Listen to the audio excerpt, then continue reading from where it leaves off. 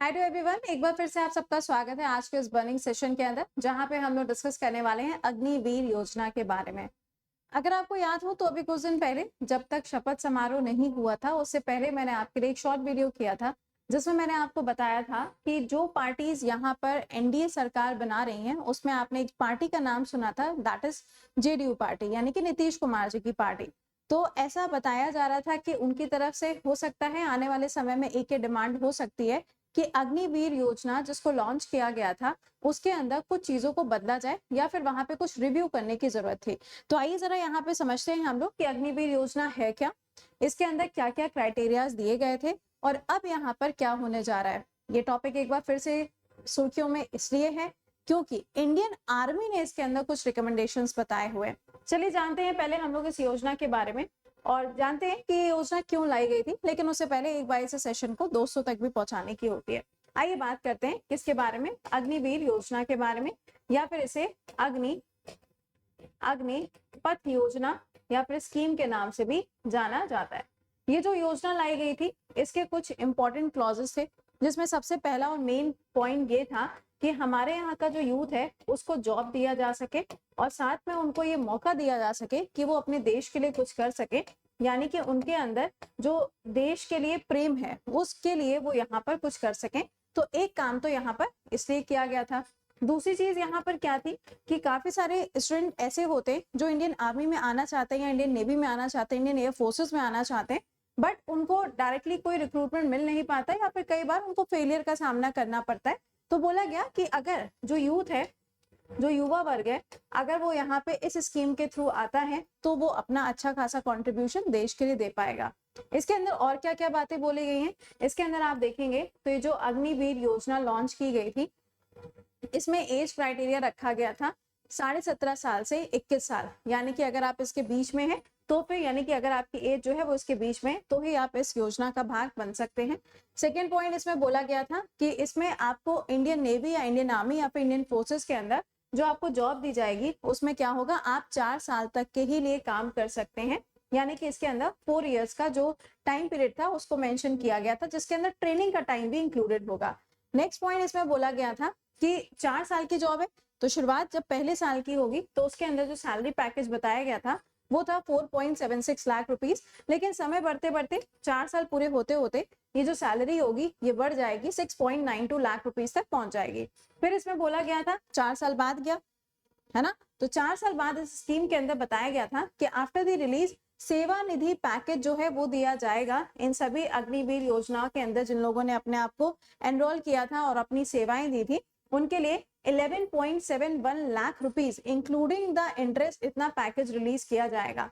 Next point इसमें बोला गया था नॉन कॉन्ट्रीब्यूटरी इंश्योरेंस कवर भी यहाँ पे दिया जा रहा था। इंश्योरेंस कवर कितने का था, 48 लाख रुपीस का इंश्योरेंस कवर देने की बात कही गई थी। और आखिरी में बोला गया था अगर आप इस योजना के अंदर अपना कार्य करते हैं तो इसमें क्या होगा, आपको एक सर्टिफिकेट भी दिया जाएगा। अच्छा चलो ठीक है, इतनी सारी बातें कही गई, 4 साल की जॉब है, लेकिन फिर इसके ऊपर सवाल क्यों खड़ा हुआ, तो इसके ऊपर सवाल खड़े होने के बहुत सारे कारण यहाँ पे दिए गए, जिसमें पहला कारण ये था कि 4 साल जॉब करने के बाद में क्या, पहली चीज। दूसरा पॉइंट बोला गया कि अगर यहाँ पे देखो हर एग्जाम के लिए आपको जानते हो कि यार पढ़ना तो पड़ता ही है ना, तो ऐसा नहीं है कि इसके अंदर आपका डायरेक्ट रिक्रूटमेंट हो रहा था, इसके लिए भी आपको पढ़ना पड़ता है और आपका पेपर भी होता है। तो इसमें बोला गया कि अगर हमको पढ़ाई उतनी ही करनी है तो फिर हमारा जो टाइम पीरियड है वो सिर्फ 4 साल ही क्यों है, इसको बढ़ाना चाहिए। फिर इसमें आप देखोगे तो जो एज ग्रुप है ना वो 17.5 से 21 रखा गया। अब आजकल 17.5 से 21 कहाँ कोई जॉब करने के बारे में सोच पाता है, इतने में तो उसका ग्रेजुएशन ही स्टार्ट होने की कगार पे होता है। तो ये जो एज क्राइटेरिया है ना इसको बढ़ाने की बात कही गई थी। तो काफी सारी चीजें ऐसी थी जिसमें सबसे बड़ा सवाल यही था कि 4 साल पूरे होने के बाद में क्या। ओके, तो अब यहाँ पर क्या हुआ, जब आपने देखा कि यहाँ पे सरकार बनना जब शुरू हुई तो नीतीश कुमार जी की पार्टी की तरफ से आप देखेंगे तो एक यहाँ पर पॉइंट आपको देखने को मिलता है जिसमें बोला गया कि अग्निवीर योजना को रिव्यू करना बहुत ज्यादा जरूरी है। ठीक है, पहला पॉइंट ही यहाँ पर देखने को मिला जिसमें ये बात बोली गई थी कि इस योजना को रिव्यू करना जरूरी है। लेकिन इंडियन आर्मी ने जो अपने रिकमेंडेशंस दिए हैं इस योजना के लिए उसके बारे में बात करते हैं, जब रिव्यू होगा तब होगा, लेकिन यहाँ पे क्या चीजें बताई गई हैं उसके बारे में बात करेंगे।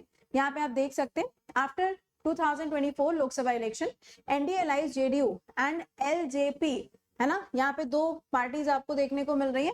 तो इन्होंने ये बात बोली कि रिव्यू करना तो बनता है। तो चलिए बात करते हैं सजेशंस की कि इंडियन आर्मी ने क्या सजेशंस दिए हैं। इंडियन आर्मी ने पहला सजेशन यहाँ पे दिया है कि जो अग्निवीर योजना है या फिर अग्निपथ योजना जो है, इसके अंदर सबसे पहला और इम्पोर्टेंट काम ये है कि जो 4 साल का ड्यूरेशन है इसको बढ़ा के 7 से 8 साल कर दिया जाए, फर्स्ट पॉइंट।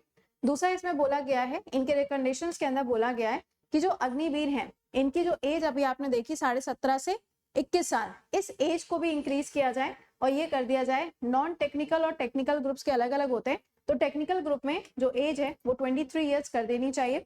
फिर इसमें बोला गया है कि जो पर्सन विद डिसेबिलिटी हैं उनको जो ट्रेनिंग वगैरह दी जाती है उनके लिए अलग से कुछ क्राइटेरियाज को बनाने की बहुत ज्यादा जरूरत है ताकि वो भी क्या हो सके, प्रोफेशनल हो सके। और आखिरी पॉइंट इसमें बोला गया, if an Agniveer dies in the war their family should receive a subsistence allowances, यानी कि अलाउंसेस जो होते हैं, अगर मान लीजिए कि कोई भी पर्सन है, मेंबर ऑफ पार्लियामेंट है ना, तो उनको भी अलाउंसेस मिलते हैं कि नहीं मिलते हैं। तो इसमें बोला गया कि अगर मान लीजिए 4 साल का जॉब करते करते अगर वो अग्निवीर शहीद हो जाता है तो क्या होना चाहिए, उसकी फैमिली को यहाँ पे अलाउंसेस जो है वो मिलते रहने चाहिए। तो ये वो पॉइंट्स हैं जो हमारी इंडियन आर्मी के द्वारा बताए गए हैं, इस योजना के अंदर चेंज होने चाहिए। अब चेंज होंगे कि नहीं होंगे वो तो वक्त बताएगा, लेकिन ये रिकमेंडेशंस इंडियन आर्मी के द्वारा बताए गए। बट आपके लिए एक छोटा सा सवाल कमेंट बॉक्स के अंदर मेंशन करके बताइएगा कि जो अग्निवीर योजना है, मन में तो सोच रहे हो कि मैम तुमसे बता तो रही नहीं है कि योजना आई कब थी। एक्चुअल में ये आपके लिए क्वेश्चन है, आपको कमेंट बॉक्स के अंदर आंसर करके बताना है कि इस योजना को भारत के अंदर कब लागू किया गया था। आपको बहुत अच्छे से ये चीज याद भी होनी चाहिए क्योंकि काफी ज्यादा प्रोटेस्ट वगैरह भी हुआ था, उसके बाद में एग्जाम भी कंडक्ट कराया गया था, पहला बैच भी गया था। अगर आपको याद हो तो इंडियन नेवी के अंदर जो रिक्रूटमेंट हुआ था वो INS चिल्का पे गया था ट्रेनिंग के लिए ओडिशा में। ओके, तो आप मुझे कमेंट बॉक्स में बताइएगा कि इस योजना को कब लॉन्च किया गया था। तो ये था आपका आज का बर्निंग सेशन। मिलेंगे अब आपसे कल सुबह 7 बजे करंट अफेयर्स की न्यूज के साथ में। टिल देन खुश रहिए, मुस्कुराते रहिए, keep learning, keep revising, bye bye and take care to all.